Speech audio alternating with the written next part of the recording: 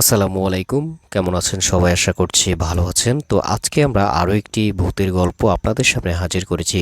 চলুন শুরু করা যাক আমাদের আজকের গল্পটি। আজকের গল্পটির নাম আদমখোর। আমরা অনেকেই হয়তো অনেকের কাছ থেকে আদমখোরের কথা শুনেছি। অর্থাৎ আদমখোর হচ্ছে এমন এক জিনিস যা বিভিন্ন কবরস্থান থেকে মৃত মানুষের মাংস কলিজা খেয়ে বেঁচে থাকে।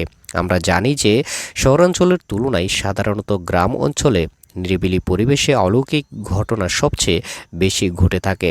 শহরে যারা বাস করে তাদের হয়তো এটা বিশ্বাস নাও হতে পারে, কিন্তু যারা গ্রামে থাকে তাদের কাছে এইসব ঘটনা নতুন কিছু না। এখন আমি এরকমই এক আদমখোর কবরস্থানের ঘটনা শেয়ার করছি, যে ঘটনাটি ঘটেছিল যশোর জেলায় মহেশখালী নামের এক গ্রামে। গ্রামটি ছিল একেবারেই নিরিবিলি। গ্রামের পাশে ছিল ছোট্ট একটা নদী, আর তার ঠিক পাশেই ছিল একটা কবরস্থান। সেই কবরস্থানের প্রায় কিছু আজব আজব ঘটনা ঘটত।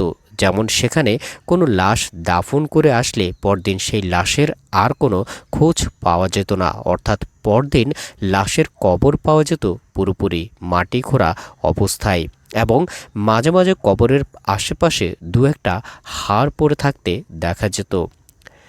গ্রামের লোকজন ব্যাপারটি বেশ সহজভাবেই নিল, এবং তারা মনে করল হয়তো কোনো কুকুর, শিয়াল কিংবা কোনো হিংস্র জীবজন্তু লাশ নিয়ে খেয়ে ফেলে। তাই তারা কবরস্থান গার্ডের ব্যবস্থা করে, এবং গার্ডের থাকার জন্য কবরস্থানের পাশেই একটি ছোট্ট ঘর করে দেয়া হয়। এরপর বেশ কয়েকদিন আর এইরকম ঘটনা ঘটেনি। কিন্তু ঘটনাটা ঘটল তার বেশ কিছুদিন পর। সেদিন ওই গ্রামেরই 4 থেকে 5 বছরের ছোট্ট একটা শিশু পানিতে ডুবে মারা গিয়েছিল, আর তার কবর দেয়া হলো সেই কবরস্থানটিতে। ওই দিন গার্ড রাতে শুয়ে থাকা অবস্থায় হঠাৎ করেই মাঝ রাতে তার ঘুম ভেঙে যায়, এবং ঘুম ভেঙেই সে কিছু অদ্ভুত শব্দ শুনতে পায়। শব্দগুলো ছিল এই রকম যে কোনো হাড়গোড় ছিবুলে যেই রকম শব্দ হয় ঠিক তেমন। সে ভাবল নিশ্চয়ই কবরস্থানে কোনো শেয়াল কুকুর এসেছে। তাই সে শব্দ শোনার সাথে সাথে এক হাতে তার লাঠি আর এক হাতে একটি হারিকেন নিয়ে কবরস্থানে যায়।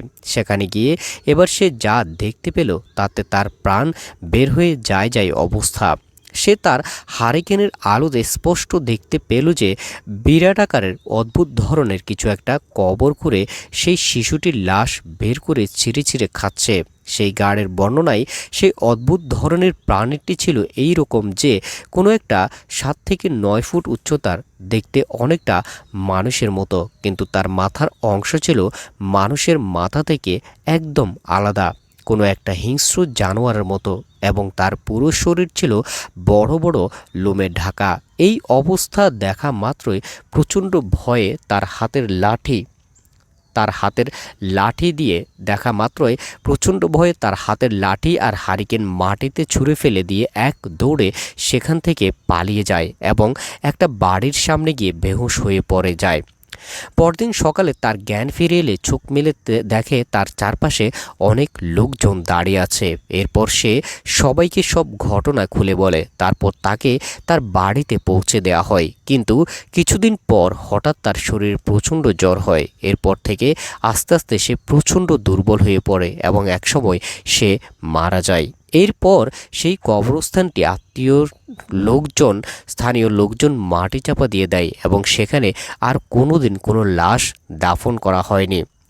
তো প্রিয় বন্ধুরা, এই ছিল আমাদের আজকের গল্পটি কেমন লেগেছে জানাবেন। আপনি যদি এ ধরনের গল্প নিয়মিত পেতে চান তাহলে অবশ্যই আমাদের চ্যানেলটি সাবস্ক্রাইব করে সাথে থাকবেন। আল্লাহ হাফেজ, আসসালামু আলাইকুম।